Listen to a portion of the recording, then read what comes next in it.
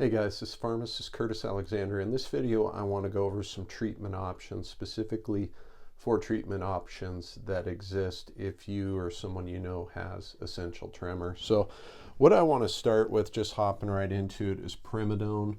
Primadone's been used for a long time for essential tremor. We have pretty good results with it, but it does come with some negatives. And for each of these, I'm going to basically cover the pros and cons of each. So one of the things I personally don't like about Primadone is you have to be careful with people who say they've had depression in the past or any sort of mental health issue, because something that I've seen happen before is people can get some depressive-like symptoms, emotional instability. Even some people claim that they can get suicidal ideations, and it will go away when you withdraw the drug. That doesn't mean everybody gets it.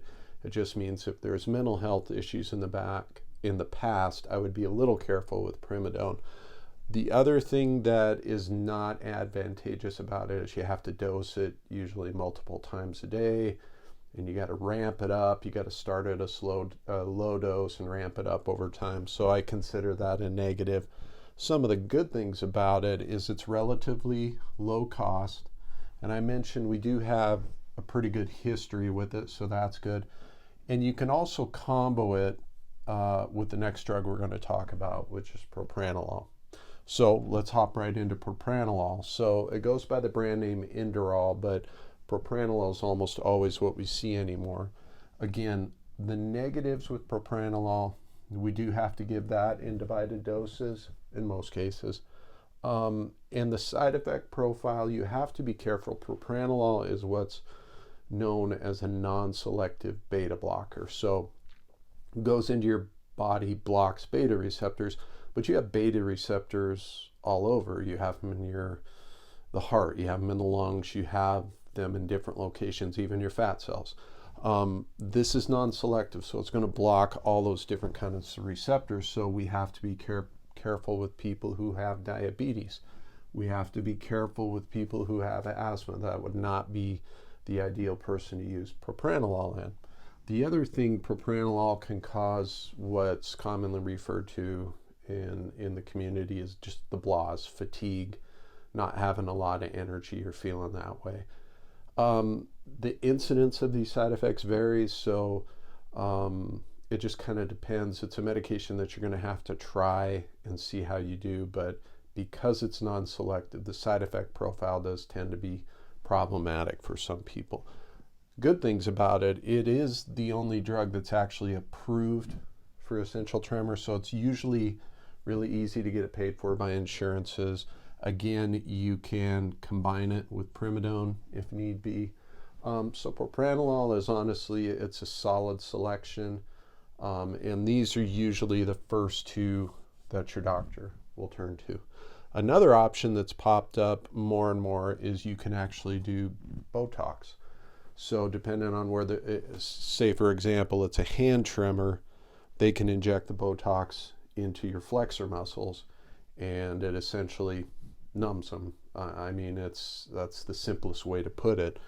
And it does appear to help. It's not the first resort we turn to.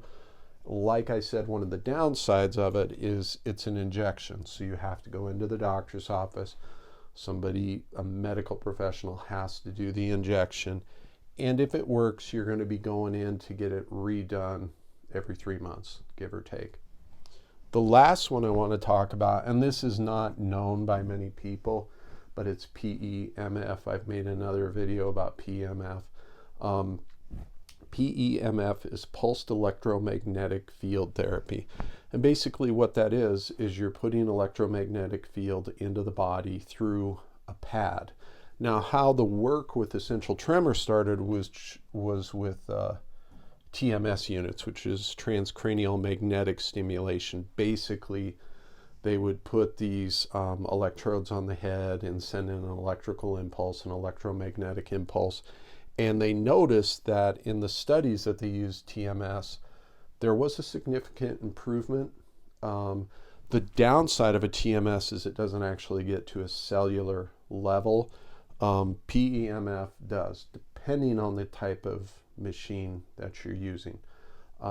if you haven't heard of PMF, again, go watch my PMF video. So the type of machine does make a difference. One of the examples, I have a family member, essential tremor runs in my family. I have a family member who has essential tremor, was able to get on a PMF machine, and the tremor, after she got off the machine, the tremor was gone. It didn't stay gone. It's something that you're going to have to continue to do therapy sessions on, but for the next half hour to an hour, there was no tremor. So I've seen it work with my own eyes. It's something that you want to look into.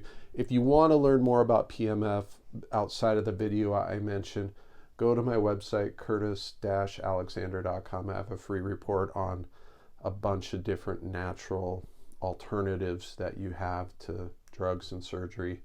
And I cover that in there because I share the type of machine that she used in that therapy. So I hope this video was helpful. If you or someone you know has essential tremor, let me know in the comments. I read all the comments. The biggest thing in the comments, let me know other videos, other topics that you'd like me to cover. That would be helpful for you. So, and that's helpful for me because I know what you guys want to see. So I hope this video was helpful. And again, in the comments, let me know other things that you'd like me to cover. And until the next one, this is Pharmacist Curtis Alexander. Have a good one.